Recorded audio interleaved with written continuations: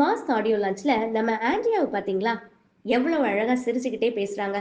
ஒரு நடிகையா மட்டும் இல்லாம இந்த படத்தோட தயாரிப்பாளராகவும் நின்னு இருக்காங்கன்னா சும்மாவா? நிறைய வருஷம் ஆயிடுச்சு நான் ஒரு ஆடியோ லான்ச் ஃபங்க்ஷன் அட்டென்ட் பண்ணி. Because yeah it's been a while I think since இந்த படத்தோட மொத்த டீமுக்காகவும் இவங்க சொன்ன முதல் பாராட்டு என்ன தெரியுமா? கேளுங்க. I've had a big screen release in Tamil. So இந்த படத்தோட கதை மாதிரி the stakes are high. I think for all of us. அவங்க நம்பிக்கை வேற லெவல். ஒரு நடிகை தயாரிப்பாளரா இருந்தா படத்துடைய தரத்துக்கு எவ்வளவு முக்கியத்துவம் கொடுப்பாங்கன்னு பாத்துக்கோங்க.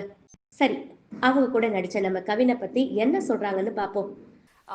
It's an important film for Kavin in his career. Kavin பத்தி பேசும்போது அவங்க சிரிப்பு பாருங்க. மக்கள் செல்வன் விஜய் சேதுபதியும் கவினோட உழைப்பு தான் பாராட்டி பேசினாரு. எல்லாரையும் இவ்வளவு கவர வச்சிருக்காருன்னா கவின் வேற ஏதோ செஞ்சிருக்காருன்னு தான் அர்த்தம். படத்துடைய ரிலீஸ் டேட் பத்தி சொல்லும்போது ஆண்ட்ரியா கொடுத்த எக்ஸைட்மெண்ட் இருக்கே.